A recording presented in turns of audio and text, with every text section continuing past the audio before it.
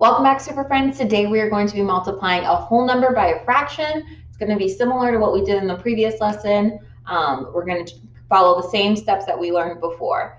But what you'll need for today is your math notebook or folder, pencil to write with, and don't forget that super brain of yours. Stay tuned for the video.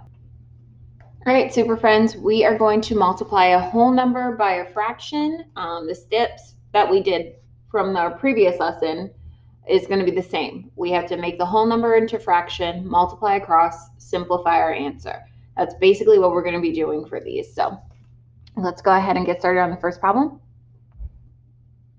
Example 1 says find the product. So of course, our step 1, like I taught us, is to make our whole number turn into a fraction. Then our step 2 is to multiply across. So let's rewrite our fractions that we have and get started. At the bottom, I'm going to have 6, of course. And then 18 times 3. Miss Joyce, I don't know that offhand. That's fine. Let's do our little area model. 10 times 3 is 30. 3 times 8 is 24. If I add them together, I get 54. So our answer is going to be 54 up top. Now we need to see what our answer is in step 3 and see how to simplify. So step 3, 54 over 6. Uh-oh, I know something about this. 6 times what gives me 54? That's one of my facts.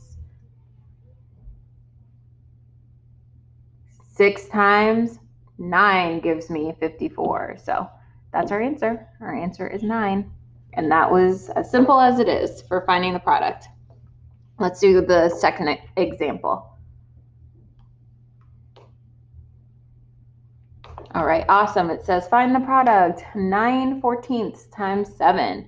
Of course, step 1, turn our whole number into a fraction. Step 2, multiply going across. So that's 9 times 7 over 14 times 1. What is that? What do we get up top?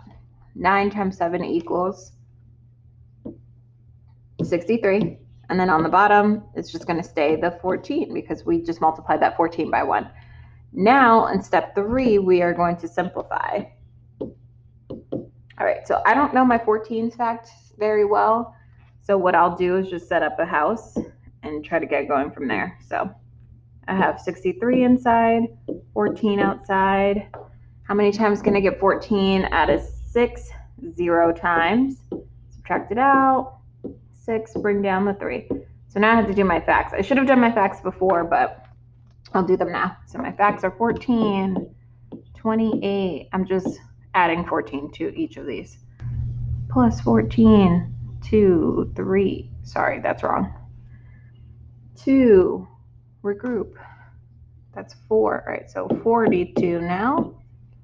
Plus 14, that's 6, 56. We're getting close. I feel like we're going to pass it. So I think we already found our answer. So 0, regroup, 70. All right, cool. So the biggest number that I can do here is our 4. So that's going to be 4, subtract out the 56. What do I get? Borrow, regroup. So now my remainder is 7. So remember, when I'm doing this, guys, I'm basically getting my mixed number. So my whole number is going to be my answer that I got up top, which is 4. My numerator is going to be my remainder. So that's 7. And then my denominator stays the same, which is a 14. How can we write this again? Because what do we know about 14 and 7? Correct. We know that 7 is half of 14. So this could also be written as 14 and a half. These are both of our answers. Awesome. Let's do the last example. All right. So the last example says find the product, draw a model to help. All right. So I wanted us to see one of these problems because we will see problems like this on our tests, and I want us to be familiar with it. So they like to use a lot of visuals when it comes to multiplying fractions in general, but we're going to see a lot of pictures. So normally what I would do is to go ahead and just solve it out the normal way, but we still have to understand the picture. So the pictures right here are showing us, if you can count them all the circles are showing us our whole number. So our whole number of 16 is how many circles we should see. So let's see which one gives us the 16. So I see 2, 4, 6, 8, 10, 12, 14, 16, 18. That's too much. I know this one was going to be too less. So let's try this one. 2, 4, 6, 8, 10, 12, 14, 16. All right, so I know C and D are my ones that I'm working with.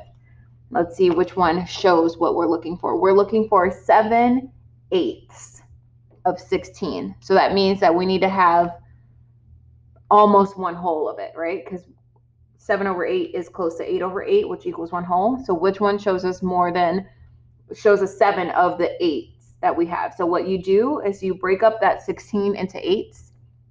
It looks like this, like C, is broken up into fourths. You see those lines? 1, 2, 3. So I would have 1, 2, 3, 4. Yeah, that's not going to work for us. So let's look at D.